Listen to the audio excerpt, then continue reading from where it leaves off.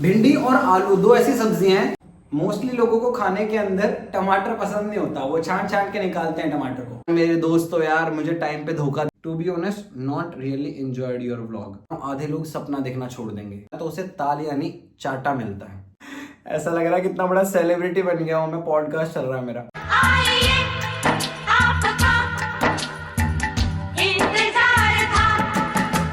Hello guys and welcome back to my channel. और जैसा कि मैंने आपसे कहा था कि अगले ब्लॉग में मैं आप सभी के सवालों का जवाब दूंगा, कुछ ऐसे सवाल जिनका जवाब देना बहुत ज्यादा जरूरी था। और सबसे पहले मैं उन लोगों को धन्यवाद देना चाहूंगा, उन लोगों को थैंक यू बोलना चाहूंगा जिन लोगों ने मेरे करंट पीरियड के लिए और मेरे फ्यूचर के लिए मुझे बहुत सारी बेस्ट विशेस दी हैं, जिसमें मेरी फैमिली है, फ्रेंड्स हैं, रिलेटिव्स हैं। एक तो मेरी किस्मत ना सच में बहुत ज़्यादा अच्छी है, क्योंकि मैंने बहुत से लोगों से सुना है कि वो कहते हैं कि यार मेरी फैमिली सपोर्ट नहीं करती वरना मैं बहुत कुछ कर लेता। अरे यार मेरे दोस्त तो यार मुझे टाइम पे धोखा दे गए।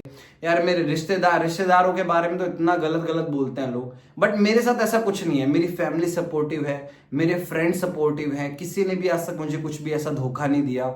और रिश्तेदारों में से भी किसी से भी आज तक कोई नेगेटिव पॉइंट सुनने को नहीं मिला। So I am very thankful to the God for this, और आप लोगों को भी बहुत बहुत धन्यवाद।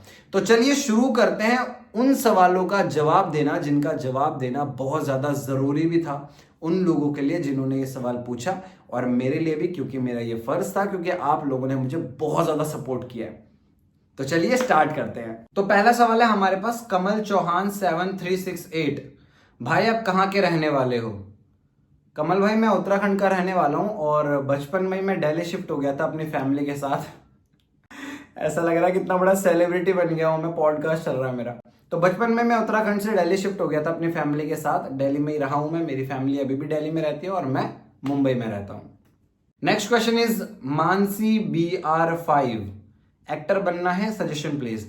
मानसी बेटे 2 साल और है, अभी पढ़ाई करो आराम से, ठीक है। और आप सभी लोगों को बता दूं कि जब कोई बच्चा पैदा होता है तो वो एक्टर ही होता है। वो हमें देख के, हमें ऑब्जर्व करके, हम कैसे खा रहे हैं, कैसे पी रहे हैं, कैसे चल रहे हैं, ये सब चीजें सीखता है। ये एक एक्टर की ही निशानी है। जब हमारे घर पर कोई रिश्तेदार आता है तो वो रिश्तेदारों की एक्टिंग करता है, मम्मी की एक्टिंग करता है, पापा की एक्टिंग करता है वो बच्चा। हम तालियां बजाते हैं, हंसते हैं। लेकिन एक टाइम ऐसा आता है जब वो किसी रिश्तेदार की एक्टिंग करता है या मम्मी पापा की एक्टिंग करता है तो उसे ताल यानी चाटा मिलता है। बस उसी दिन से उसके अंदर का एक्टर खत्म हो जाता है। Next one is pixel creator. एक बार मुंबई मरीन ड्राइव घुमा दो।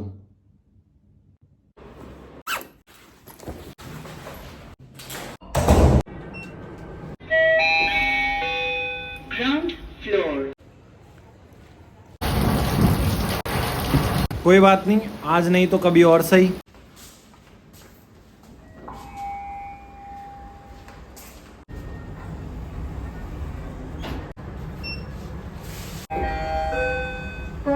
फ्लोर।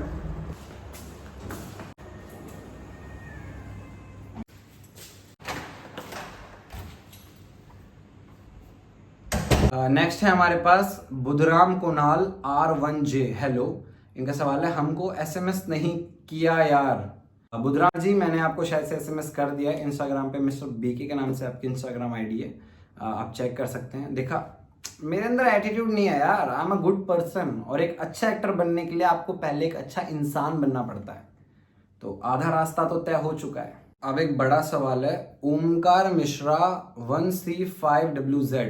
भाई मुंबई में आप जहां रहते हैं उसके बारे में भी बताइएगा प्लीज। क्या रेंट है और ऑडिशन देने के लिए कितना दूर जाना पड़ता है, एंड सो ऑन।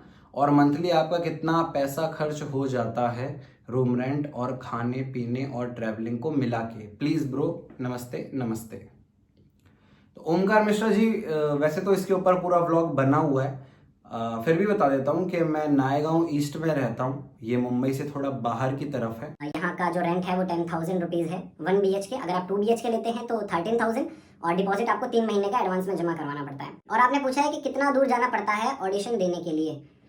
तो मुंबई में ऐसा कुछ नहीं है कि एक पर्टिकुलर जगह है यहीं पर ही ऑडिशन होता है। ऑडिशन पूरी मुंबई में कहीं पर भी होता है, बट जो मेन हब है वो अंधेरी है, और अंधेरी जाने के लिए मुझे लगभग आधा घंटा लगता है। मुंबई में 2 तरह की लोकल ट्रेन होती है, एक स्लो लोकल ट्रेन और एक fast local train. Slow local train हर स्टेशन पे रुकती है और फास्ट लोकल ट्रेन बड़े बड़े स्टेशन पे रुकती है। तो अंधेरी जाने के लिए अगर मैं फास्ट लोकल ट्रेन पकड़ता हूँ तो 20 से 25 मिनट, और अगर स्लो मिलती है तो 40 से 45 मिनट लगते हैं। उसके बाद आपके ऊपर डिपेंड करता है कि आप ऑटो से जाना चाहते हैं या फिर आप पैदल जाना चाहते हैं या आप बस का वेट करना चाहते हैं, वो आपके ऊपर डिपेंड करता है। खर्चा अगर देखा जाए तो 10,000 रेंट है 1 BHK का। अगर आप 2 या 3 लोग भी रहते हैं तो वो बहुत ज़्यादा कम हो जाता है, 5,000 3,000 ऐसे करके। जिम फ्री है, बाकी और भी सुविधाएं फ्री हैं, सिक्योरिटीज, बाहर सफाई भी खुद होती है, फ्री है ये सब भी। इसके अलावा ट्रैवलिंग का अगर मैं आपको बोलूँ कि मैं एक दिन अगर जा रहा हूँ और हर जगह ऑडिशन देके आना चाहता हूँ तो 100 रुपये का खर्चा मेरा हो जाता है लगभग, जिसमें मेरा आने जाने का ऑटो और स्टेशन से दोनों तरफ की ट्रेन और बस का किराया इंक्लूडेड है जिसके अंदर। तो महीने का खर्चा मेरा अभी ऐसा कुछ डिसाइडेड नहीं है, क्योंकि मुझे घर का सामान भी खरीदना पड़ता है, जो कि हर महीने नहीं खरीदना पड़ता है, कुछ ज़रूरत पड़ती है तो उसे खरीदना पड़ता है। तो ऐसे में महीने का क्या खर्चा है इसका अभी कोई एस्टिमेशन नहीं है। नेक्स्ट इज बुधराम, आपके साथ कैसे बात हो सकती है, मुझे भी आपके साथ स्ट्रगल करना है। बात तो आप इंस्टाग्राम पे कर सकते हैं, मेरा इंस्टाग्राम हैंडल यहाँ पर है, आप मुझे इंस्टाग्राम पे फॉलो कर सकते हैं, वहाँ पर मुझसे जो भी सवाल पूछना चाहते हैं पूछ सकते हैं। और बात रही स्ट्रगल करने की, तो आप आइए मुंबई, वेलकम है आपका। कुछ ज़रूरत होगी, कुछ हेल्प होगी तो मैं ज़रूर करूँगा, अगर मेरे बस की होगी तो। नेक्स्ट क्वेश्चन हमारे पास है नीलेश यादव जी का। हाय, मैं विरार में रहता हूँ, तुम कहाँ? I am 24 year old. Nilesh Yadav ji, मैं Naigaon east, Sunteck max X World, tower number 8, flat number बस काफ़ी है इतना आई थिंक।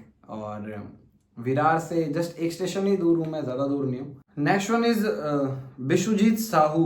गौरव भाई, मैं मुंबई से घर लौट गया हूँ। ओके, बिशुजीत साहू, आपने एक व्लॉग देखा होगा जिसमें मैंने आपसे बताया था कि मैं आराम नगर में हूँ, और आराम नगर आते टाइम मुझे एक लड़का मिला जिसने मुझे बताया कि एक और ऑडिशन यहाँ पर चल रहा है। मैं वहाँ ऑडिशन देने गया तो पता चला कि और कहीं पर भी ऑडिशन चल रहा है। तो आई थिंक बिशुजीत साहू वही हैं। आप मुंबई से घर क्यों लौट गए हैं, इसका मुझे रीज़न ज़रूर देना बिशुजीत भाई। और आपका एक और सवाल है कि आउटसाइडर्स को फिल्म इंडस्ट्री में काम मिलना बहुत कम चांसेस हैं। आउटसाइडर्स को फिल्म इंडस्ट्री में काम मिलना बहुत कम चांसेस हैं। चांसेस कम है बट ज़ीरो नहीं है। ये एक पॉजिटिव चीज़ है, हम इसे पॉजिटिवली लेंगे, नेगेटिवली नहीं लेंगे, क्योंकि अगर 2%, 10%, 20% भी चांस है तो आई थिंक वो बहुत है मेहनत करने के लिए। Next one is jelly 6849। Finally another vlog, और बनाओ, टाइम मिले तो भाई एक कुकिंग व्लॉग हो जाए। तो भिंडी की सब्ज़ी बनाने के लिए सबसे पहले हम भिंडी को पतला पतला छोटा छोटा काट लेंगे, और उसके बाद हम प्याज काटेंगे। सबसे पहले प्याज को छील के उसको अच्छे से साफ करके धो के पतला पतला प्याज काटेंगे, क्योंकि जितना अच्छा प्याज उतनी अच्छी सब्जी। मोस्टली लोगों को खाने के अंदर टमाटर पसंद नहीं होता, वो छांट छांट के निकालते हैं टमाटर को। उसका मेन रीजन होता है टमाटर का छिलका, क्योंकि वो पकता नहीं है। तो मैं क्या करता हूँ, मैं ना टमाटर को छील लेता हूँ। छील के जब मैं उसको पकाता हूँ ना तो वो बहुत टेस्टी भी होता है और दिखता भी नहीं है। अब हम इसको जितना छोटा हो सकेगा उतना छोटा काटेंगे।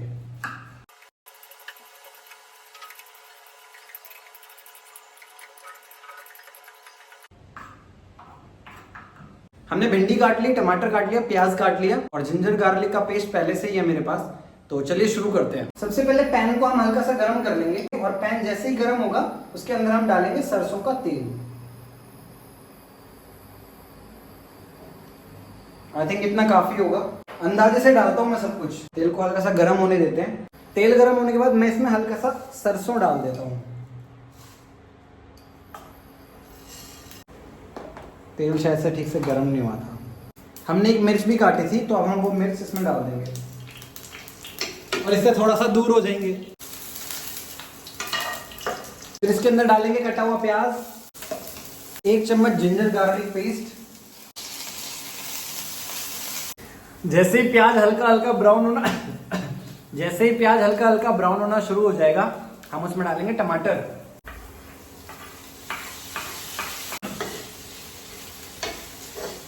टमाटर को पकाने के लिए हम इसमें डालेंगे मसाला, नमक स्वाद अनुसार, हल्दी, लाल मिर्च, धनिया पाउडर और MDH की देगी मिर्च, माय स्पेशल इंग्रेडिएंट।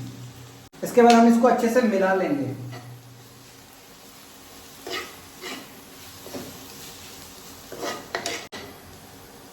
अगर आपको खाना टेस्टी बनाना है ना, तो आपको ये ध्यान रखना पड़ेगा कि मसाला जो है वो अच्छी तरह से पका हो। और जब तक मेरा मसाला अच्छी तरह से पकता है ना, मैं तब तक करता हूँ रीडिंग। एक्टर के लिए रीडिंग करना उतना ही जरूरी है, उतना ही इंपॉर्टेंट है जितना कोरोना में पेशेंट के लिए वेंटिलेटर इंपॉर्टेंट था। तो ये मेरे पास एक प्ले है, कुबड़ और काकी। घर के बाहर चबूतरे पर बैठा हुआ सुदामा पांडे उलट पलट कर देख रहा है। जैसे उसने, मैं बस 2 मिनट में आप लोगों से बात करता हूँ, बस ये मेरा सामान जरा 2 मिनट। जब आपका मसाला ऐसे तेल को छोड़ने लगे तो समझ लो कि मसाला पक चुका है। मसाला पकने के बाद हम इसमें सब्जी डालेंगे। अभी सब्जी बहुत ज्यादा लग रही है, लेकिन पकते पकते ये बहुत कम हो जाएगी। इसको अच्छे से मिक्स कर लेते हैं।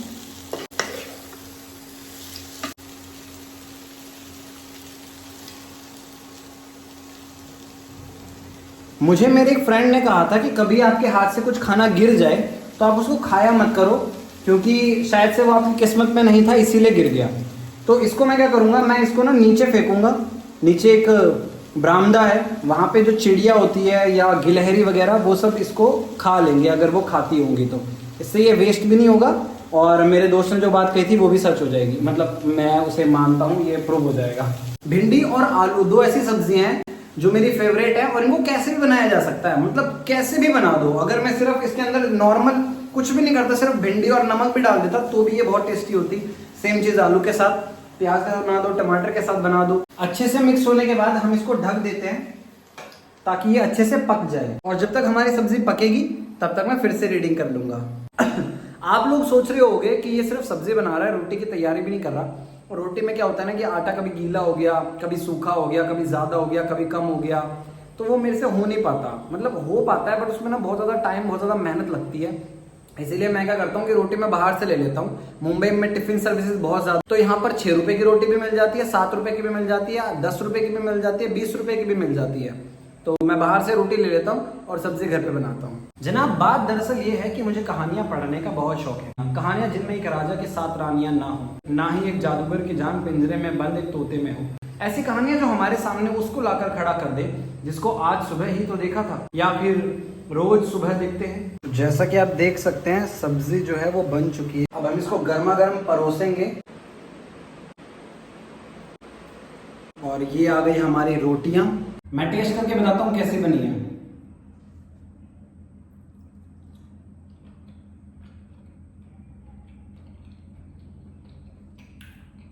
प्रॉपर नमक है, मिर्च थोड़ी ज्यादा हो गई है, अच्छा है गले के लिए।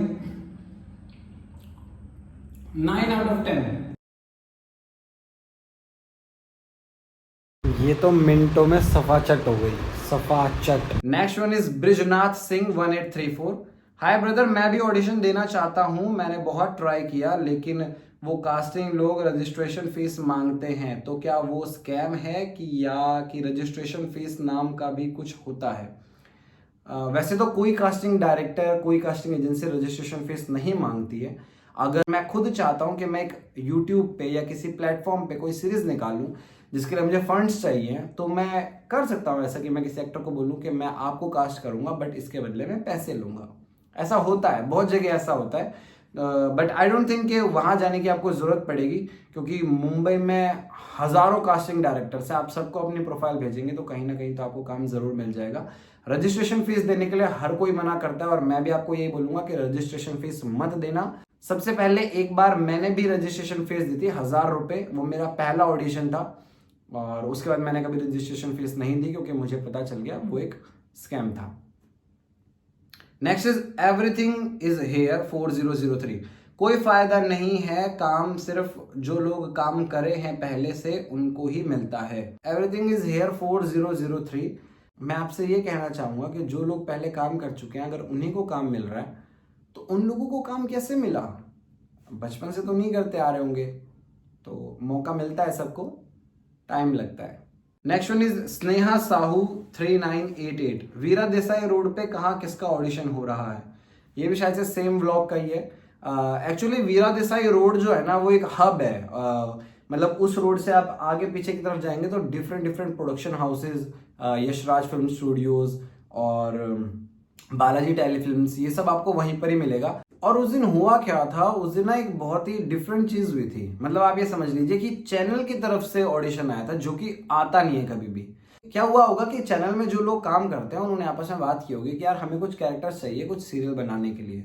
उन लोगों ने अपने फ्रेंड्स को वो मैसेज फॉरवर्ड कर दिया और उन लोगों ने अपने फ्रेंड्स को, उन लोगों ने अपने फ्रेंड्स को। तो ये जो चीज है ना ये पूरी मुंबई में फैल गई, जबकि ये थी नहीं उस चीज के लिए। ये ओपन इंट्रोडक्शन नहीं था सबके लिए कि आओ भाई सभी आ जाओ, नहीं, ये सिर्फ ऑफिस मेंबर्स को बताया गया था। बट वो बात फैलते फैलते इतनी फैल गई कि वो सबको पता चल गई। ऐसा भी होता है। Next one is Puneet Panchal S6S। जो दिखाना है काम की बात करना भाई, इतनी एडिटिंग मीम्स करके व्लॉग की बेइज्जती कर दी तूने। एंड ब्रो मुकेश छाबड़ा तेरा छोटा भाई नहीं है, give some respect. To be honest not really enjoyed your vlog. Okay, thank you so much Puneet Panchal भाई। मैं ट्राई करूंगा कि और बेटर करूं। बट आप ही कमेंट से 2 सवाल है मेरे। आपने कहा कि not really enjoyed your vlog, तो मीम्स तो एंजॉय करने के लिए डाले हैं। अगर आप मीम्स हटाने के लिए बोलेंगे तो एंजॉय करने का कोई मतलब ही नहीं बनता, फिर तो वो इन्फॉर्मेटिव वीडियो हो गई सिर्फ। तो अगर आपने एंजॉय नहीं किया तो यहाँ तो आप ही गलत हो गए कि आपने मैंने मीम डाला फिर भी आपने एंजॉय नहीं किया। तो अगर मैं मीम नहीं डालता तो कैसे एंजॉय होता? मीम्स तो एंजॉय के लिए ही था। And second is Mukesh Chhabra तेरा छोटा भाई नहीं है, गिव सम रिस्पेक्ट। तो ब्रदर आप भी उन्हें मुकेश छाबड़ा ही कह रहे हैं, आपने मुकेश छाबड़ा जी या मुकेश छाबड़ा सर तो नहीं कहा है। बट आई थिंक कि आप एज एन ऑडियंस कह रहे हैं, सो आई विल ट्राई, और मैं ट्राई करूंगा कि बेटर करूं। Thank you so much. Next one is Dhruv Bhatia 8465।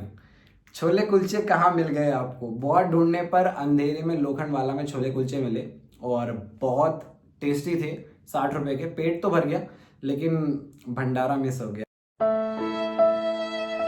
Now we have Shruti Sharma J9Z। आप दिल्ली भी आकर अच्छा लिट्टी चोखा खा सकते हैं, नमस्ते। तो जब मैं दिल्ली में था तब तो आपने कभी ऑफर नहीं किया मुझे। जब मैं नेक्स्ट टाइम दिल्ली आऊंगा तो आई होप कि आप मुझे लिट्टी चोखा ऑफर करेंगी और वो यहाँ के लिट्टी चोखा से टेस्टी होगा। Next is Xenin Fire 7952। Struggle कब स्टार्ट होगा?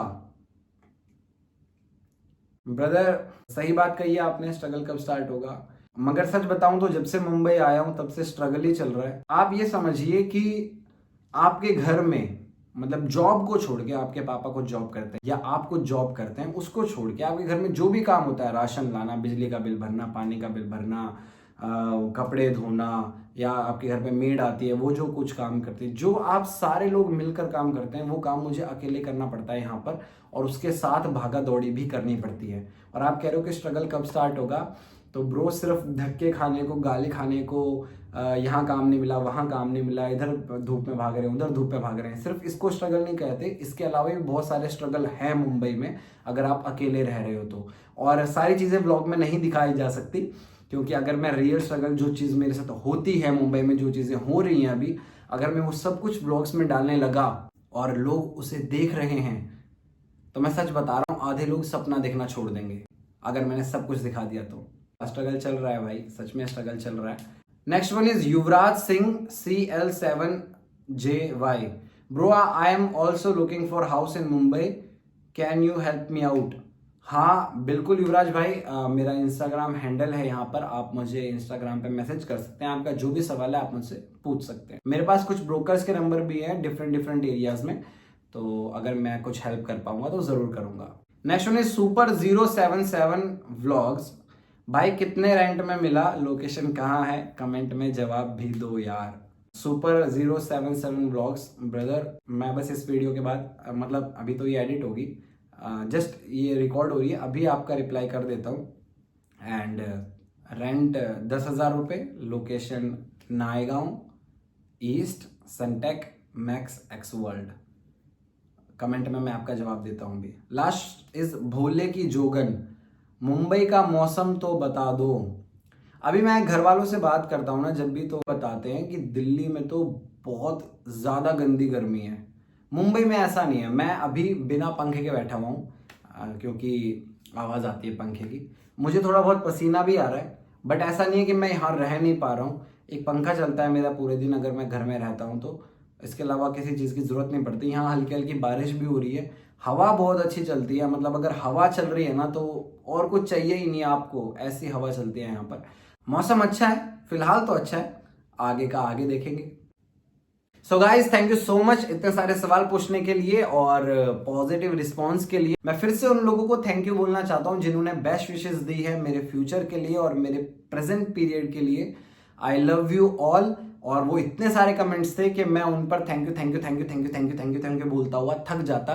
सो I love you all, I love you very very very much कि आप लोगों ने मुझे इतना सपोर्ट किया। एंड आई होप कि आप आगे भी मेरे व्लॉग्स देखेंगे और मुझे ऐसे सपोर्ट करते रहेंगे। अभी मैं चलता हूँ, मिलता हूँ आपसे अगले व्लॉग में, क्योंकि रात के 2:30 बज रहे हैं और अभी मुझे एक्टिंग की प्रैक्टिसेस भी करनी है, क्योंकि कल सुबह मेरा कहीं जाने का प्लान नहीं है। तो मिलता हूँ आपसे अगले व्लॉग में। Thank you so much. देखो अभी भी बारिश हुई है और हल्की हल्की अभी भी हो रही है और हवा चल रही है बहुत अच्छी, अगर आपको दिख रहा होगा पेड़ भी हिल रहे हैं, तो अच्छा मौसम है अभी यहाँ पर।